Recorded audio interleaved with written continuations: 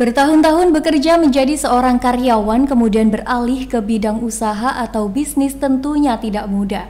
Namun bukan berarti Anda tidak bisa menjalankan bisnis tersebut dengan baik. Asalkan memiliki niat, tekad, dan kemauan yang tinggi serta didukung oleh pengetahuan tentang bisnis yang cukup, maka usaha yang Anda rintis bisa dijalankan dengan baik. Ada beberapa hal yang harus Anda perhatikan sebelum memulai berbisnis setelah terkena PHK. Apalagi bisnis dengan modal besar, kerugiannya juga bisa lebih besar. Walaupun ada juga kemungkinan untung yang juga besar. Berikut ini tips memulai bisnis setelah terkena PHK. Yang pertama, menentukan jenis dan target pasar dari bisnis yang akan dirintis. Sebelum memulai bisnis ini, ada baiknya Anda menentukan terlebih dahulu bisnis seperti apa yang akan Anda jalankan.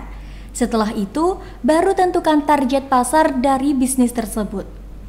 Hal ini sangat penting untuk melihat strategi marketing seperti apa yang cocok digunakan agar bisnis Anda berkembang dengan baik. Yang kedua, mencari jenis investasi jangka pendek.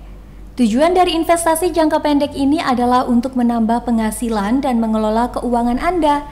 Investasi ini tentu berbeda dengan investasi jangka panjang. Anda bisa gunakan uang pesangon yang Anda miliki untuk investasi jangka pendek ini. Contoh dari investasi ini diantaranya adalah reksadana dan deposito. Yang ketiga, memulai dari usaha dengan modal yang kecil dulu. Anda bisa memilih jenis usaha atau bisnis yang kecil-kecil terlebih dahulu. Dan tentunya pilih jenis bidang bisnis yang mudah dipahami. Misalnya, jika Anda memiliki keahlian dalam memperbaiki kendaraan, mesin, dan sebagainya, maka Anda bisa membuka bengkel kecil-kecilan. Pilih lokasi yang tidak mengeluarkan uang atau modal, misalnya lokasi di halaman rumah atau garasi Anda. Memulai usaha kecil saat ini juga tidak sulit dengan maraknya platform yang bisa digunakan untuk jualan online saat ini.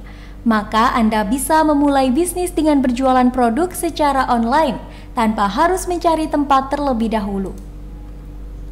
Yang keempat, menentukan tujuan Anda dalam berbisnis. Di sini Anda akan dituntut untuk memastikan bisnis seperti apa yang akan Anda terapkan dan bagaimana visi dan misi Anda dalam menjalankan bisnis ini nantinya.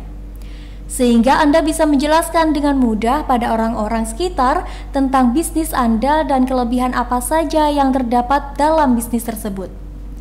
Visi misi ini juga akan membantu Anda dalam melakukan promosi ketika bisnis sudah mulai berjalan. Yang kelima, melakukan survei. Ada beberapa survei yang harus dilakukan sebelum mulai berbisnis. Misalnya survei lokasi yang strategis, survei harga jual dari produk atau jasa yang akan Anda jual nantinya, survei pasar, dan masih banyak lagi. Sehingga Anda akan lebih mudah menjalankan bisnis di awal. Anda juga paham bagaimana alur di dalam bisnis tersebut. Yang keenam, menyiapkan modal. Anda juga harus tahu berapa jumlah modal yang dibutuhkan dalam berbisnis ini. Anda bisa menggunakan sebagian uang pesangon untuk modal awal, sehingga Anda tak usah mencari modal lagi ke sana kemari. Selain menggunakan uang pesangon, Anda juga dapat mengajukan pinjaman angsuran berjangka dari bank. Modal ini harus dipersiapkan dengan matang, harus menghitung secara detail kira-kira modal apa yang harus Anda keluarkan untuk kelangsungan bisnis Anda. Tips memulai bisnis di atas bisa membantu Anda untuk memulai bisnis sesaat setelah Anda kehilangan pekerjaan. Diharapkan tips ini juga bisa menjadi alternatif pilihan usaha bagi Anda setelah terkena PHK. Masih banyak informasi serta kiat-kiat yang bermanfaat bagi kelangsungan bisnis Anda. Untuk mengetahui itu semua, Anda bisa daftar di daya.id agar jumlah informasi yang bisa Anda baca setiap harinya menjadi tak terbatas.